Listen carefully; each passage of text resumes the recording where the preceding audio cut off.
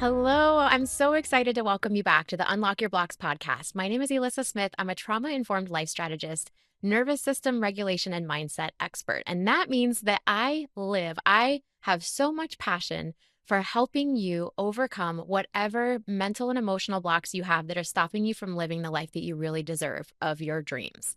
Today, I'm so excited about the guest that we have. She is a friend and a colleague, and she was actually my first one-to-one business coach. And I'm going to tell you, this is someone who can see everything in your future for the better. When I couldn't see it for myself, she could see it for me.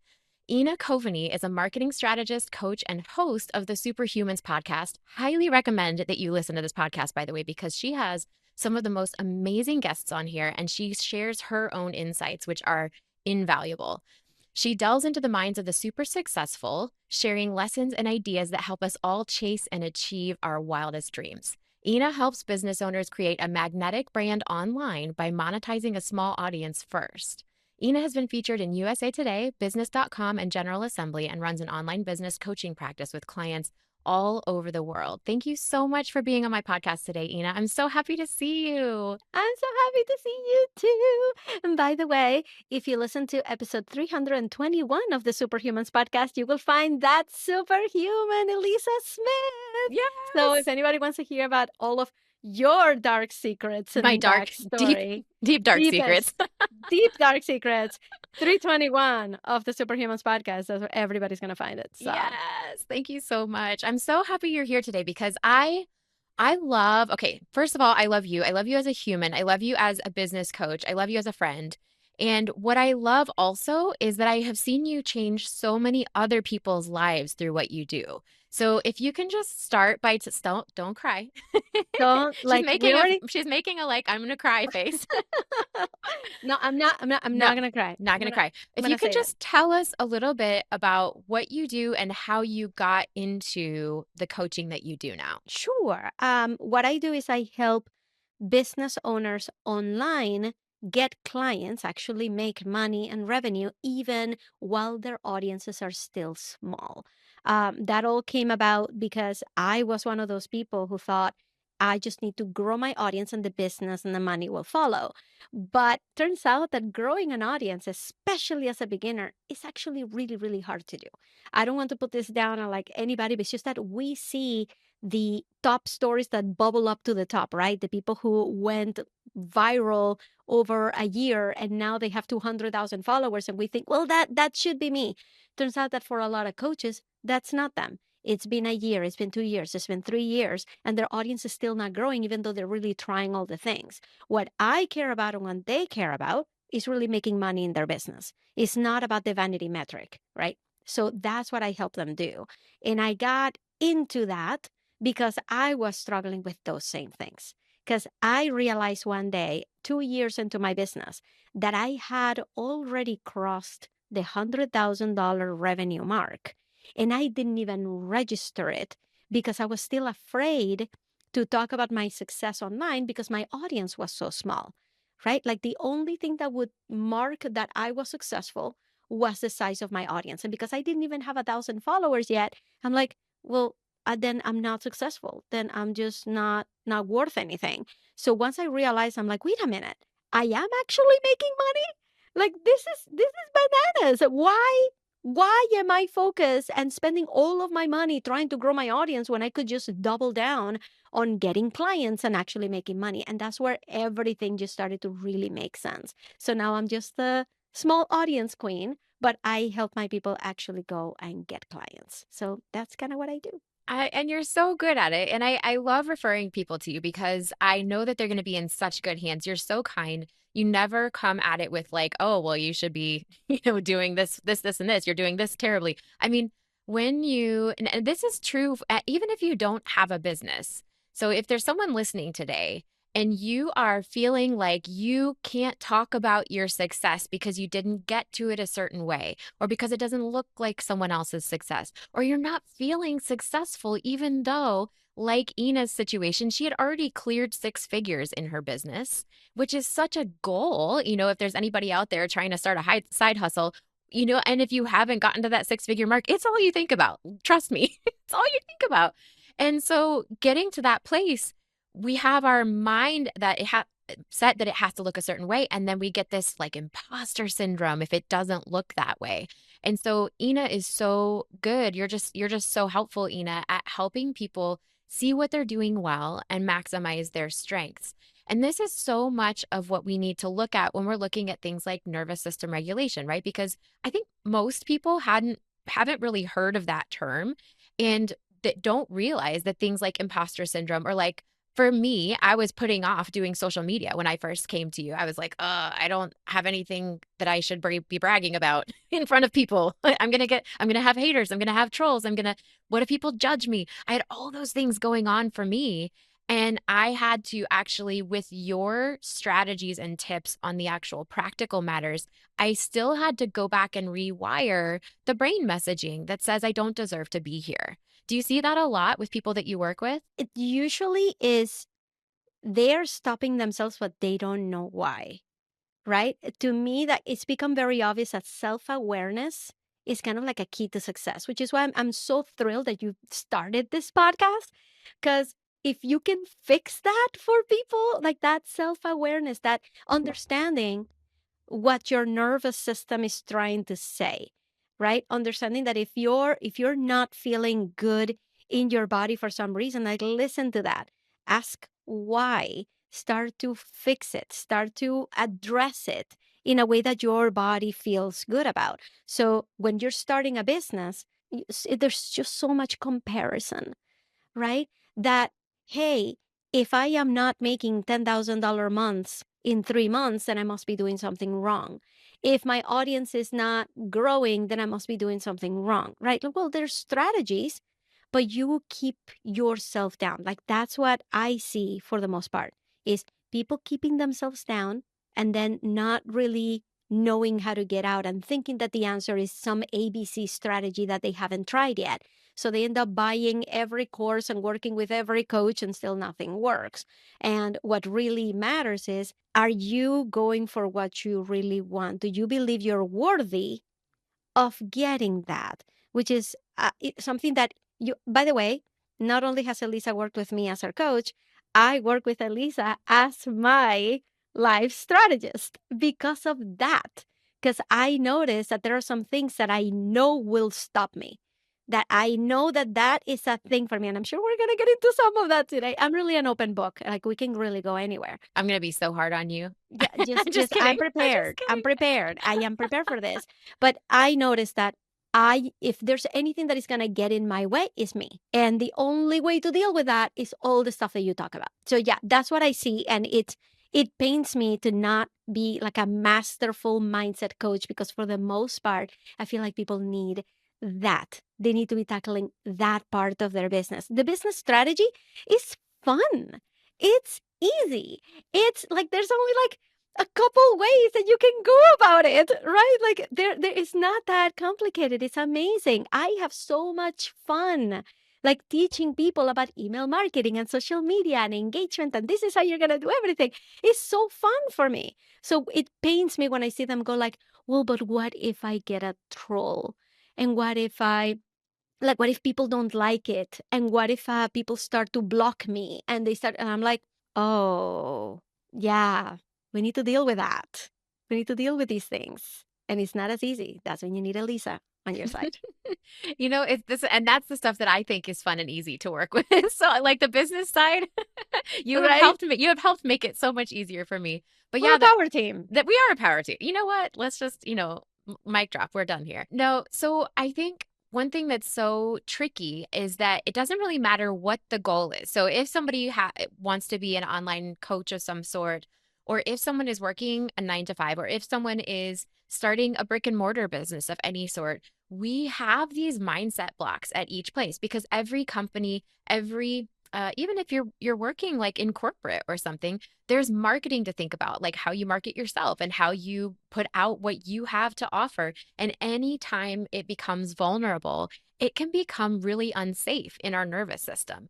So, can you talk about anything, whatever you feel comfortable sharing about your own experience coming up against moments where you know that your nervous system maybe wasn't, you know, now in hindsight that it's your nervous system that was saying this doesn't feel safe. Because I could talk about mine all day long, social media, sending out emails to people, especially the stuff that I did during the first couple years of having my business be online.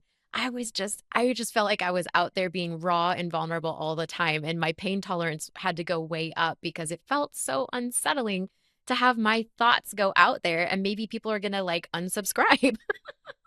And that can happen in real life too, right? You're working your regular job and it's like maybe you're trying to making mom friends. You and I have had this conversation. Making mom friends can be really tricky. What if someone unsubscribes from you in real life because you're being honest and real and authentic and they don't like it? There's so much out there. It has happened. It's happened to me that people block me in real life, that they unsubscribe in real life. That's happened to me. Same. Same. But I feel like one of the biggest things I needed to get over that I knew was going to continue to stop me was people pleasing. So let me explain how that really manifests in my life all the time. Is if I am dealing with a client, I need like in my body, I feel unsafe if they are not happy with me, right? If something happens in their business that maybe like it didn't work out the way we planned, or, in business, we try different things. We try launching, we try email marketing, we try social media posts and all that stuff.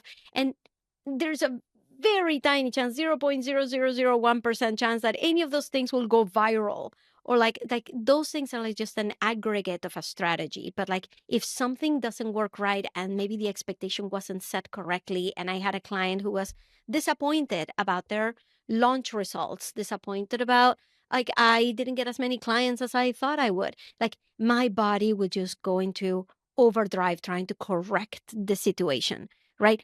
Wait, maybe I can give you 2 more months for free. Maybe I can work overnight and create all the social media assets for you. So I started to really feel like that was not a healthy thing for me to do, a healthy way for me to approach it. I actually had one client that, while I was in this mode of over pleasing, it wasn't a great combination because this client, I can't diagnose them, but they had some narcissistic tendencies. So, if anybody knows anything about a narcissist, they are notorious for really only focusing on what is it that they want and taking it, what they want and grabbing it, and then kind of gaslighting you into why you should always just give them what they ask for, because why wouldn't you? Aren't you a nice person? Right? So there's this whole gaslighting situation that happens, and I had a client with those tendencies. So imagine a people pleaser and a gaslighting narcissist client. I was in shambles. I'm going to cry now. I was in shambles. I could not stop thinking about this client because we had, we were supposed to meet for an hour. And, right around the hour time, like if I don't have a hard stop, I am notorious for giving clients a little bit more time to finish their thought, right? If I don't have a hard stop, like I give. I'm here to help you. I'm not here to clock in and clock out. With this particular client, she would not get the hints. And because she doesn't have the bug in her mind telling her like, oh, I need to be conscious and compassionate and considerate with Ina's time. She doesn't have that thing in her brain. We would be there for 2 hours, even though, me trying to like, okay, maybe we should start wrapping it up. Like, no, okay, no, I have another question. No, wait, but what about this question? 2 hours later, I was still on the call with her. I would create all of the assets for her, and she would never like say like no how happy she is with it. There was no gratitude coming back. There was only like, well, but right. And I spent so much time trying to make her happy. But if anybody knows a narcissist, it's an impossible task. It's not something you're ever going to do. And I ended up firing this client. It was a very hard decision to come to because it's the antithesis of people pleasing, is saying, I'm not going to help you anymore. And we were in that conversation and I counted it. I had to say to her that we were no longer working together 9 times before finally saying, okay, that's it. This is what we're going to do. I really got to go. Goodbye, and close the call because she would not take no for an answer. That was just like one situation with one client, right? But there's so many other places in my business where I will either go into overdrive trying to fix something that doesn't need fixing, or I am just so focused on what are people going to think that maybe I get stuck doing something for too long, or I don't make the jump to do something that I should be doing because of that same reason. So it was part of that that led me to kind of reach out to Elyssa, right? Let me reach out to you to be like, I know that I'm stopping myself. And I know that self-awareness is going to be a really big one. So I just need to talk to you. And every time we meet, it's kind of so funny that we talk and I'm in shambles in our session, but always 48 hours later, I have some kind of breakthrough. Like something happens, something shifts, some decision gets made to fix it. And something that you pointed out in our last session is that you have seen me actually evolve and go from I can't do that to I guess I'm doing that, right? Or I already did it, right? Like that, the shifts are so quick when you start to really call yourself out on your body, on what feels right, on what you need to do, and talk things out the way that you need to. So that's kind of what has like permeated into my business and my experience, and it's actually been so helpful to have somebody like you to just like to get me out of that mode. Wow. That, I mean, let's just take a minute for that, the awareness that it took for you to figure out, okay, this is a pleasing thing. I'm pleasing people. Even just giving yourself props for that initial time that you had to say it 9 times to fire this client. We're no longer working together.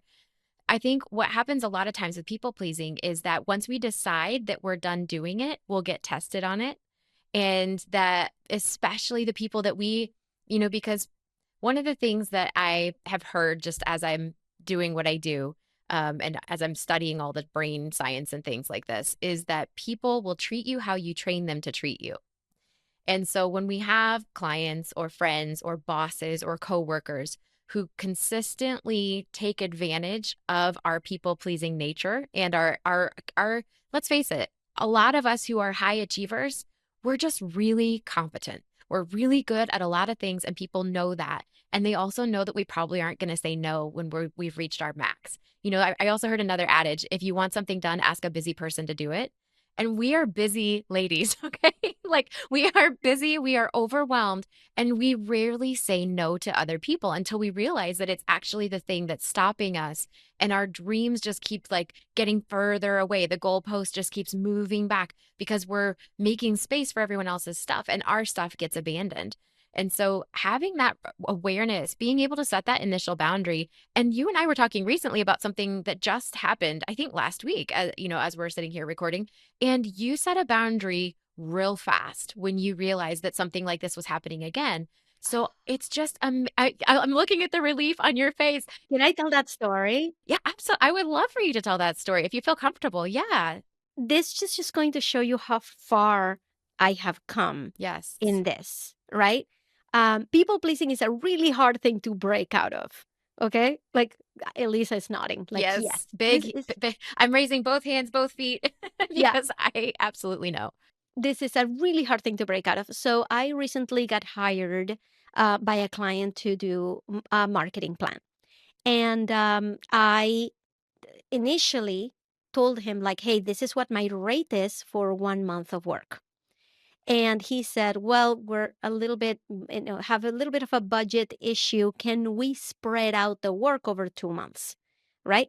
And I'm like, sure. But just so you know, when you spread out the work, things will happen slower than you want them to. And this is a startup. They're moving at, speed of light.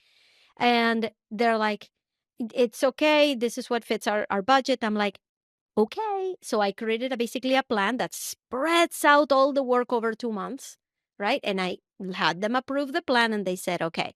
Right after signing the plan, they said, okay, but we're going to want things to move fast, right? And I'm like, yeah, that's not what you just agreed to, right? Well, anyway, I'm like, well, I have a great work ethic. We're going to work as fast as we can. It's been 3 weeks. And he sends out a message saying that we are not moving fast enough, and that basically the impending demise of the company rests on our shoulders. Oh my And if goodness. we are not okay with going faster, we need to communicate right now if this is not going to work. And you're like, if you would just go back to the thing you signed. So I decided, since like we had hired, a social media manager to be a part of it. And so the social media manager is doing great, but they're also social media managers also kind of creating some of the strategy. It's really starting to feel like my position started to feel superfluous, right? I'm like, you can it kind of it I have like a great basis to just go to this client and be like, first of all, let's pause right here and tell you how that stuff would have made me feel 3 years ago. Okay. 3 years ago, that stuff, that message would have sent me spinning. What do I have to do to make him happy with me? I can't believe that I'm giving him the impression that I'm not serious about this. I can't believe that he would go and tell people that I'm not fulfilling my side of the bargain. Like, that can't happen. I'm just going to fix this right now. I'm going to go and create 100 social media posts. I'm not going to sleep so that I can prove to him overnight that we have fixed the problem and things are fine. That would have been me 3 years ago. This time when I got that note, I was like, no way, Jose. You are not going to put, like, I just got here 3 weeks ago. If you have had a mess with your business for the past however many years that you've been running it, you are not going to pin it on the newcomer who has been here helping you with strategy for 3 weeks. So, no, sorry, that's not going to be me. And I refuse to take in whatever it is that you're serving. So I immediately knew that if this is how I'm being treated 3 weeks in, can you imagine what is going to happen when he realizes that I am not going to go faster than our agreement just because he got mad? So I had a conversation with him and I said, sounds like you're paying two people to do strategy. I think the other guy got it. I'm going to forgive your next month, right? We can just cut it right here. I will not charge you for the next month. I will finish my agreed upon agreement at the end of the week. And I think that's a good plan. And he said, yeah, okay, that sounds good. I'm like, wonderful. I'm so glad that we agree on that one. So I got one more week to finish the agreed upon stipulated items, and then I'm out. And I have to say, this was such a big one for me, because this is exactly what I'm talking about, is that self-awareness. If I am not consistently working on that self-awareness and how things feel in my body, then I'm going to continue to be falling prey to people who just want to take.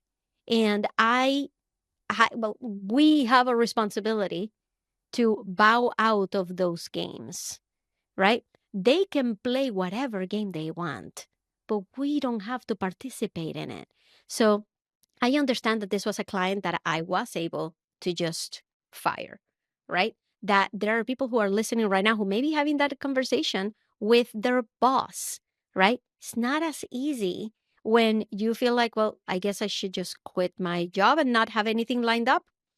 Doesn't sound like a very responsible thing to do right now. Like, but I would start to think, if this environment that you're in is feeling toxic and nothing that you do is making it better, then I promise you, there are so many different workplaces out there that would totally have you, that would totally appreciate you, and they would give you all the responsibility that you need. They would give you all the time that you need. They would love having you around in their culture. That exists. It's out there. We just haven't found it yet. We are not even looking, right? So looking at the menu, what is it like? I may be on a diet, but I can look at the menu. Like, you may have a job which is like soul sucking and toxic, right?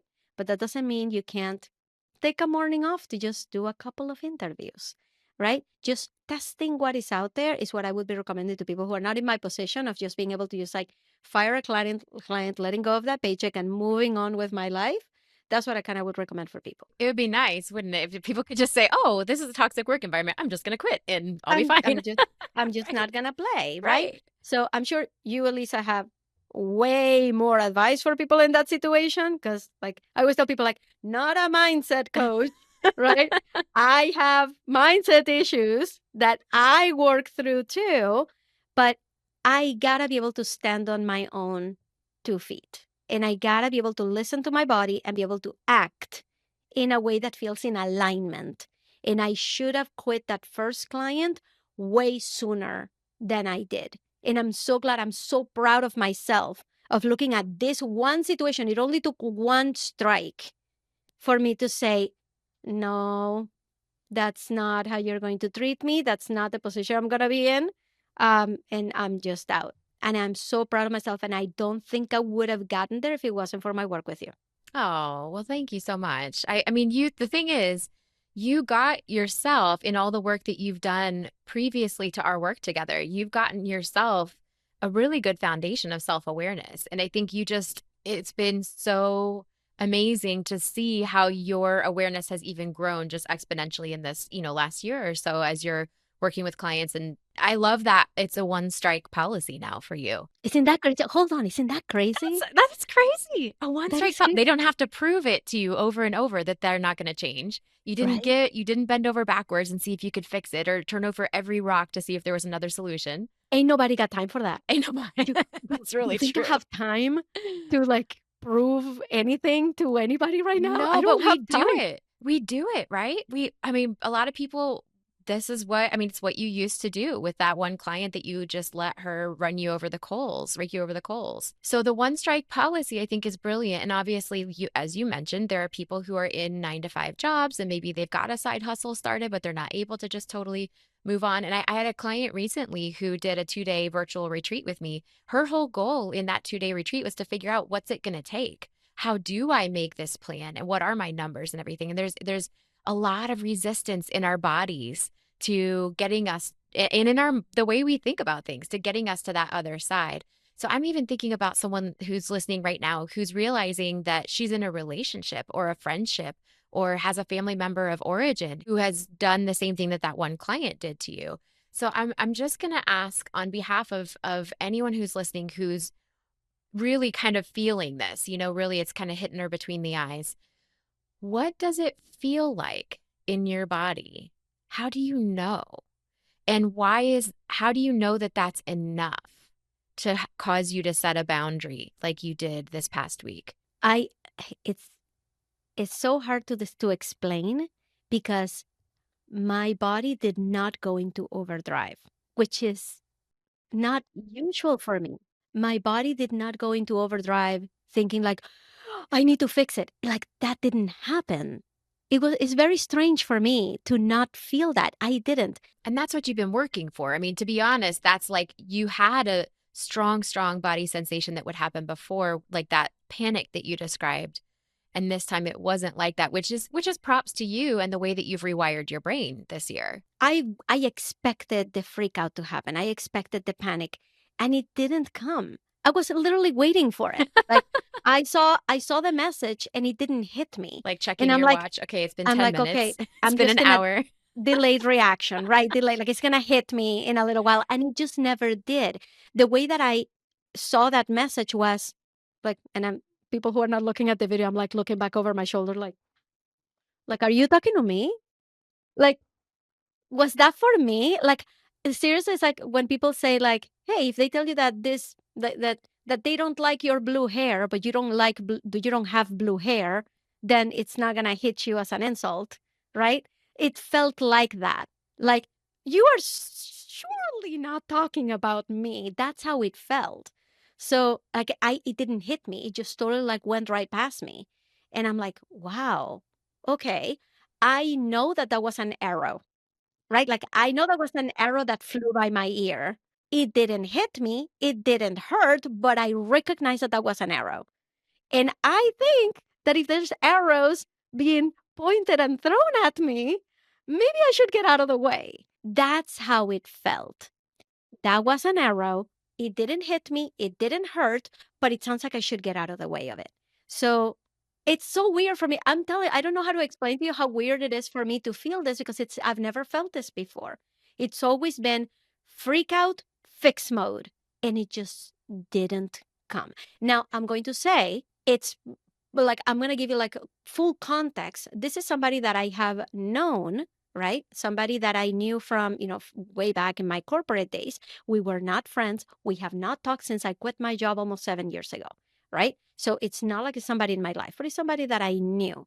And I thought by telling you that for some reason I would diminish the impact of this, but actually it should be heightened because I should want to not disappoint him, right? Even more than if it was a stranger, Yeah, I don't think that discounts the fact that you set such a huge boundary so quickly. right? I think that It's makes it kind of more badass. it makes it like worse and like in Yeah, the other on yeah, the other it makes it better. the other way. Oh It my makes it better goodness. the other Yeah. way. Like this is somebody that I should have wanted to keep happy, and I was just ready to just like no, like so. What I was gonna say is that maybe it may have impacted me differently if it hadn't just been 3 weeks.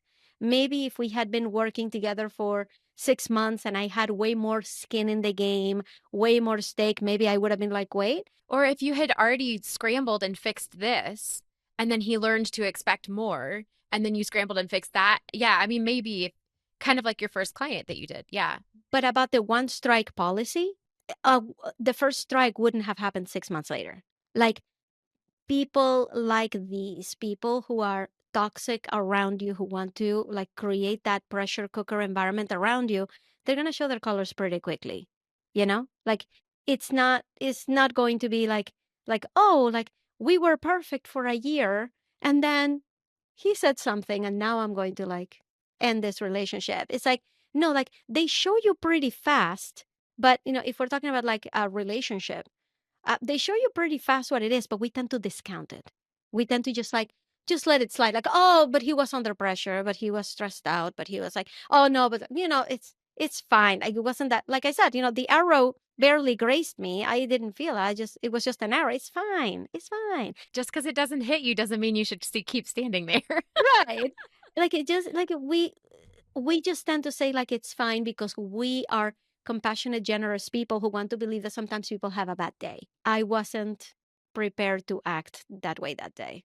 I was like, no, just no, getting out of the way of this arrow throwing situation. Yes. Just Just step, remove I'm gonna yourself step from over the there. line of the arrows Yeah, altogether. Love it. just gonna do that. Now, for someone who hasn't actually climbed that mountain yet, for someone, because you've climbed this mountain and you just proved that you're kind of like able to see it to the other side now.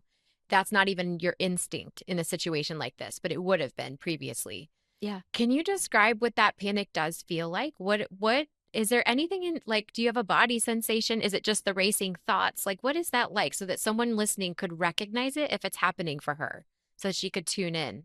It's like if you've ever felt nervous before, right? When you feel nervous, you kind of feel like this like pressure in your chest, right? So it feels like that, but like times 500, right? It's like your entire chest is like on fire. Like I often like if that happens to me, I go to my husband and I'm usually like clenching my chest, just telling him like I'm feeling it right here. It's like a physical reaction that things are not okay. This is not okay. I am not okay. Things are not going to be okay. You're making me feel it. Ah, take a deep Like it's just breath. coming like at me and like in my case, in my particular kind of like people pleasing, whoever is creating that environment that is making me feel that way, I need their immediate approval. I need them to tell me, "No, it's okay, we're fine." Like that's the only way to get out of that situation is feeling that way. So I can't think of a specific example where it has happened recently, but it happens like with frequency. If you are not meeting the expectations of somebody that you care a lot about, right? And you start to feel that way. And I have to say, like, I just realized there was a different situation recently where I was expecting to feel this way and I didn't. So this must be like, It's diminishing. Yes, this is what I experienced when I was going through my own healing process. It's a gradual diminishing of the feeling that I need you to tell me that we're okay in order for me to be okay. But it goes away a little at a time. Usually where the stakes are lowest, it goes away first. And then with the relationships that are closer and closer to us, then it continues to release. can we share this story? So recently I had to move on from my executive assistant. My executive assistant, like, wonderful executive assistant. We had a great going for like 2 months where she was on top of everything. Her brain, just, I love how it worked. But for the second 2 months of our engagement, she kind of moved to an agency model where she was outsourcing some of the stuff. And, there were some balls getting dropped. I wasn't really getting the kind of attention, the kind of service that I needed. And I had to find myself ending that engagement. We're still in great terms. We're going to have lunch. We're fine. But it was very hard for me to get to that realization where I needed to quit. And this is what one of our sessions was about, was me taking the arrows, right? And not getting out of the way soon enough, right? Like I was giving it way too much of a chance.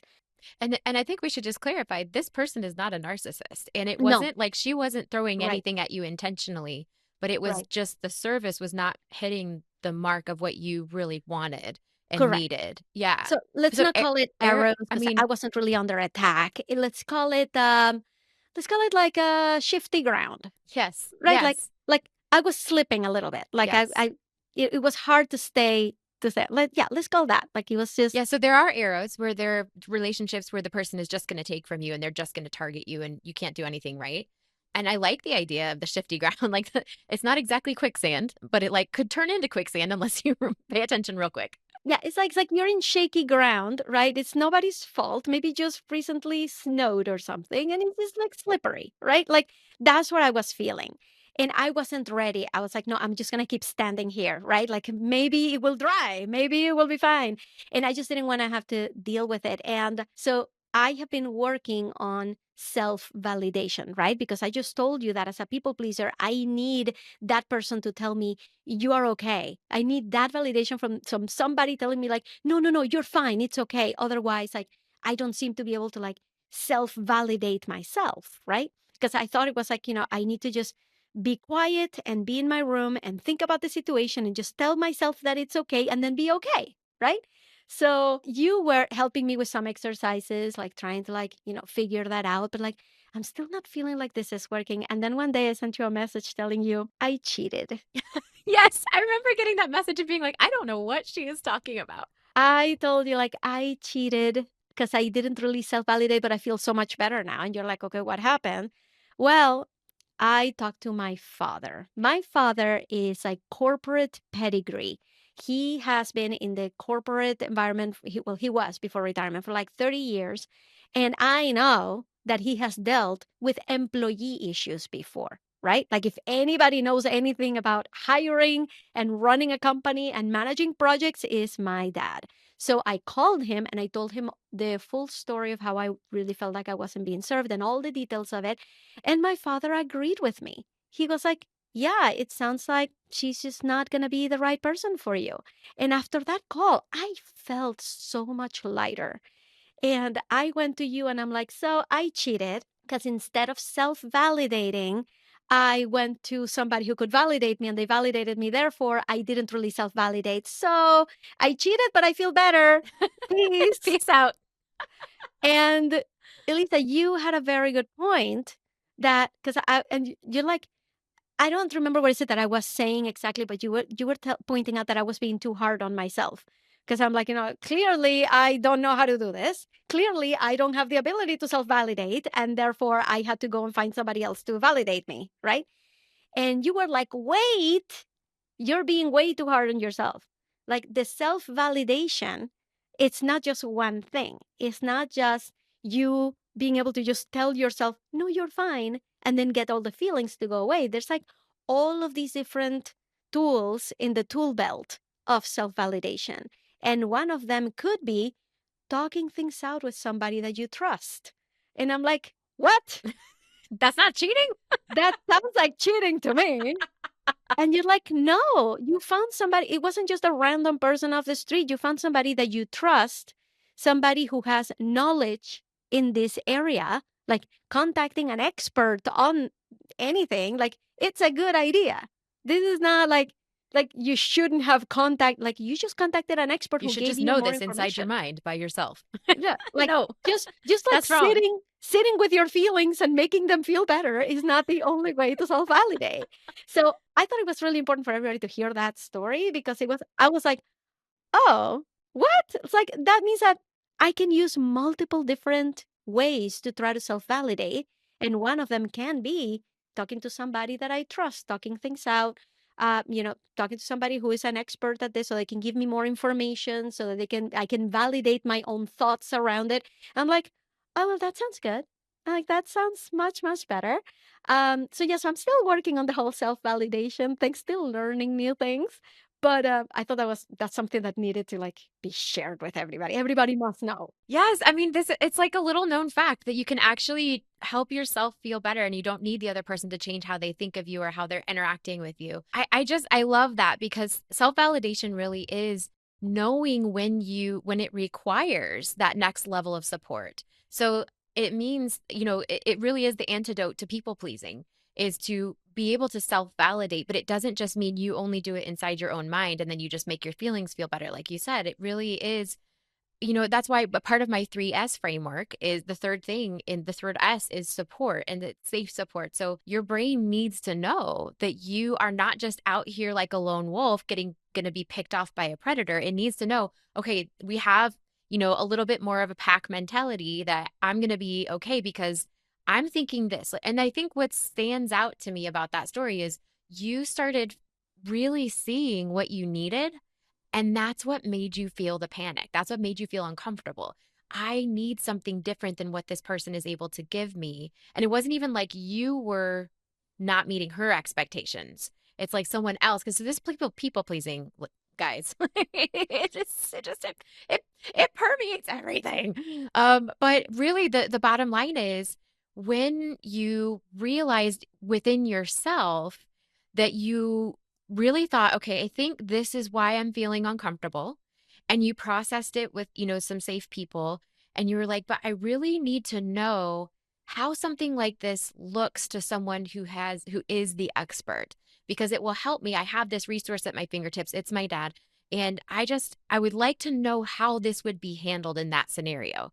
So that was you being clear on what you needed and then going and taking care of it for yourself. Coming to your own aid is such a huge part of nervous system regulation, coming to your more positive beliefs, getting rid of the limiting beliefs, getting rid of imposter syndrome and the pleasing and the perfectionism, procrastination. It's all about actually really centering in on what is it that I need right now?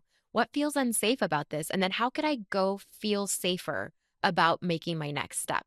And you really, I mean, you've given us so many juicy examples of that. And I just am so appreciative. I didn't know how much you would want to go into about any of those things, and you just laid it all out for our listeners, and I'm so grateful for that. It's a really big one. Like, I'm still working through it. I'm here celebrating with you these wins, right? But I know it might happen again. I know that, but I have so much more context and examples of what this looks like now and what I deserve and what I really want. And I'm in a very privileged position to be in a position to say no to opportunities and be okay. I don't have a boss that is like, throwing arrows at me.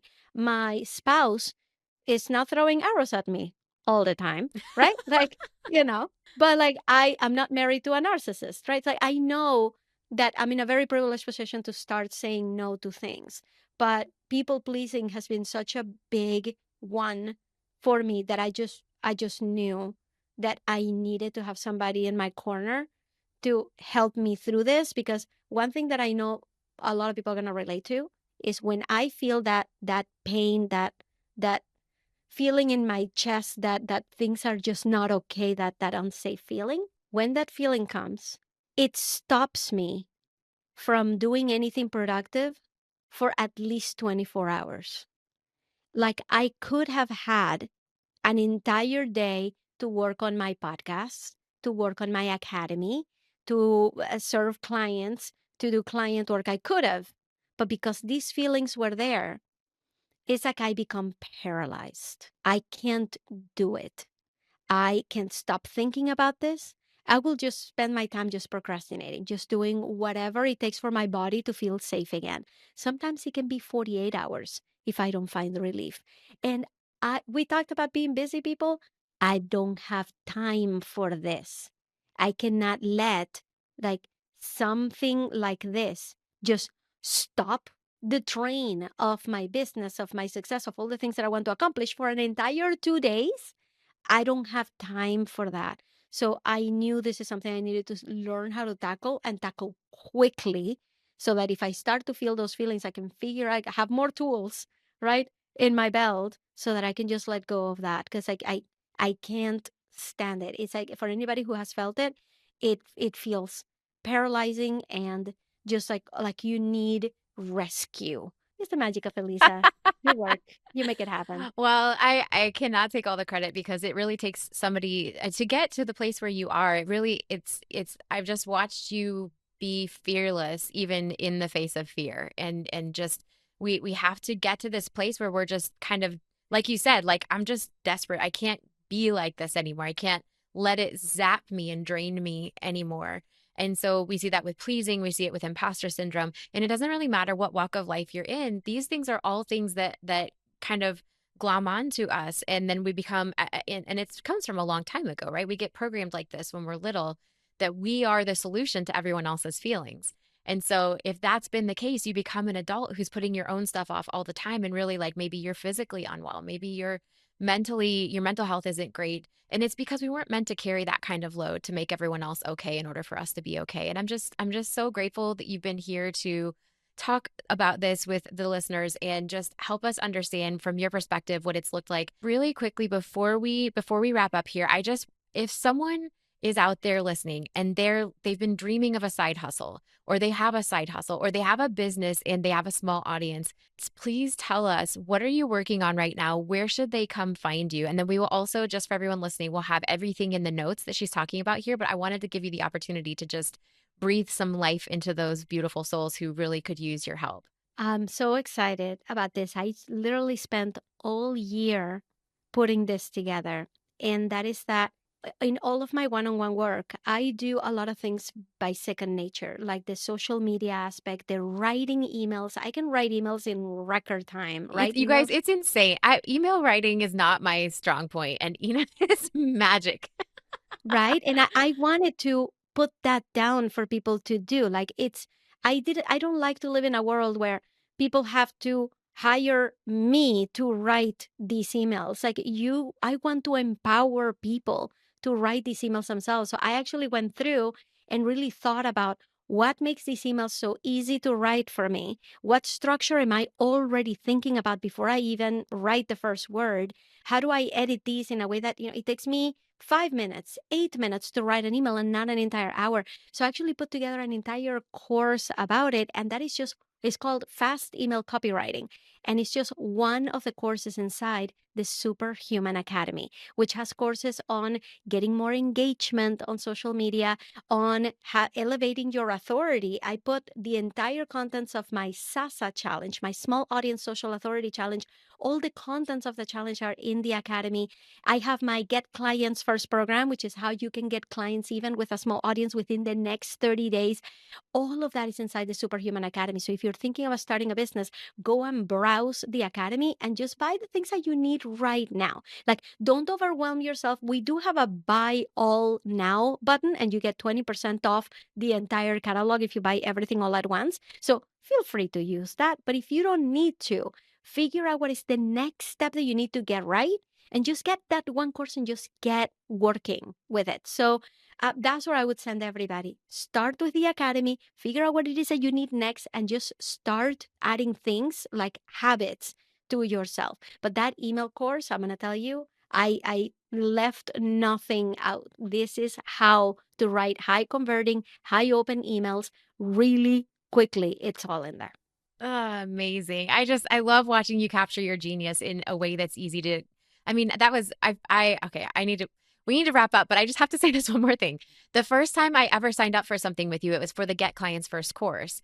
And Yeah. I consumed almost all the content in one day. It was so simple. And I was so overwhelmed by everything that's out there on how to get your first clients and things like this. And I already had some clients, but I watched the whole thing and then I messaged you at the end and I was like, I need more. I was like, what else can we do? And you were like, we could do one-to-one, but it was before you had the academy. So now you've captured everything that you and I did together in those first couple of years of one-to-one in this academy. So I can't recommend it highly enough.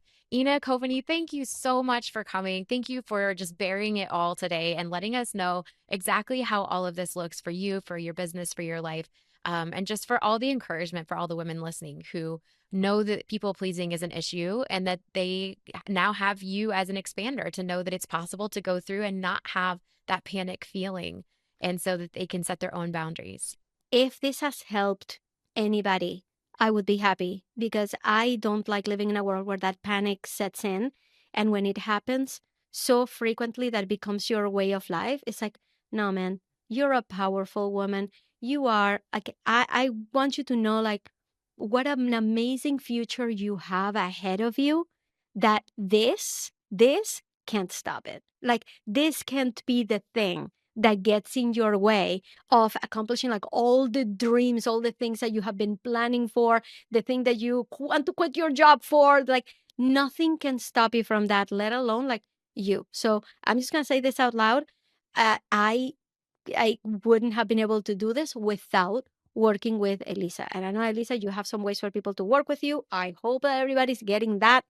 Check the show notes, check Alyssa's website. But like, I it has been so instrumental for my progress, right? And to really take bigger and bigger risks in my business. And it's all because of the work that we have done together so that I don't get in my own way. So I have Thank you to you. thank. So I'm going to thank add you you. to the payroll to just have you keep saying that. I just It's all because you of Elyssa. just pay me every week I to did just not like get ask on her to camera say and that, just like guys. just say this all the time. Just say, but now you have this, so make a Ah, reel and just like keep popping it yes. up. Yep. Just pop it, Yep. This is what all pop you're it. going to see on my social media from now That's on. it. Thank you It's so true. much. It's true. It's the magic of Elyssa. That's what it is. Thank you. Thank So you thank so you. much for taking the time and just being so authentic and real with everybody. And you can find all of Ina's information about how to follow her, how to take a look at Superhumans Academy. I super recommend it.